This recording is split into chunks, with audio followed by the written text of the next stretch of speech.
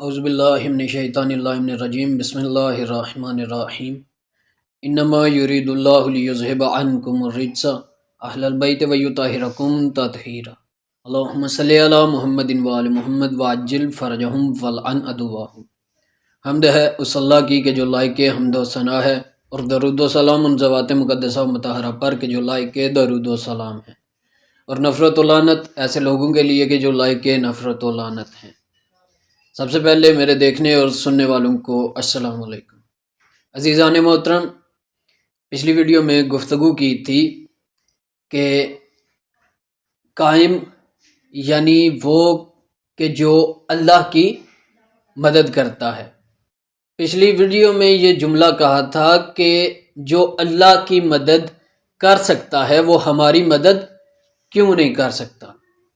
تو میں نے کہا تھا کہ انشاءاللہ قرآن کی آیات سے یہ ثابت کریں گے کہ امام زمانہ اللہ کی بھی مدد کریں گے۔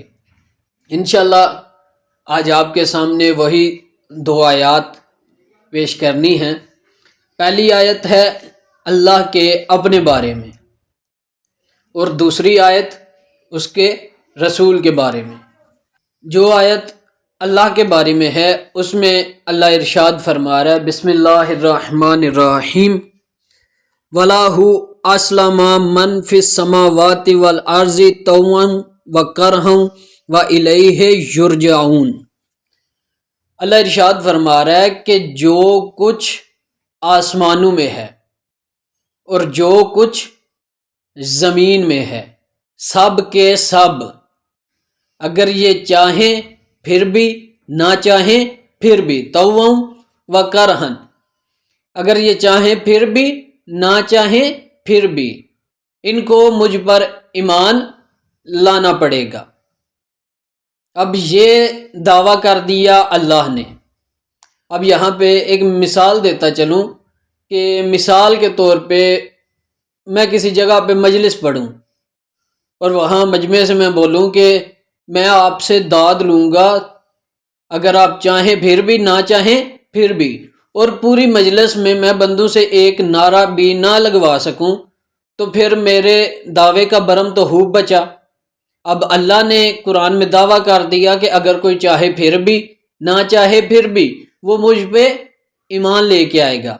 لیکن اگر دنیا میں جا کے دیکھا جائے تو اس کے منکر زیادہ ہیں اور اس کو ماننے والے تھوڑے ہیں۔ یعنی 1400 سال سے اللہ نے یہ دعویٰ کیا ہوا ہے، لیکن ابھی تک دعوے کو دلیل میں نہیں بدل رہا۔ اسی طرح اپنے رسول کے بارے میں ارشاد فرمایا، بسم اللہ الرحمن الرحیم هو الذی ارسل رسولہ بالہدی والدین الحق لیظہرہ علی الدین کلہ۔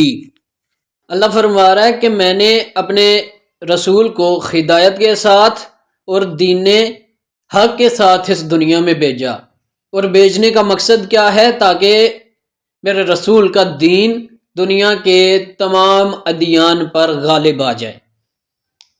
لیکن اگر آپ مشاہدہ کریں پوری دنیا میں رسول کے ماننے والے تھوڑے ہیں اور رسول کے منکر زیادہ ہیں۔ اب دو دعوے اللہ نے قرآن میں 1400 سال پہلے کر دیے، لیکن آج تک ان دعووں کو دلیل میں نہیں بدلا۔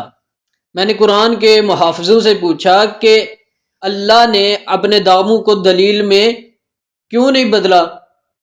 تو وہ کہنے لگے کہ آپ کو انتظار کرنا پڑے گا۔ فرمایا کب تک انتظار کرنا پڑے گا؟ آگے سے کہنے لگے کہ قائم کو اس دنیا میں آ لینے دو، یعنی قائم کے اس دنیا میں آنے تک انتظار کرنا پڑے گا۔ اور اس میں کوئی شک نہیں کہ توحید کی آبرو بچتی ہی تب ہے جب بندہ قائم کا انتظار کرے۔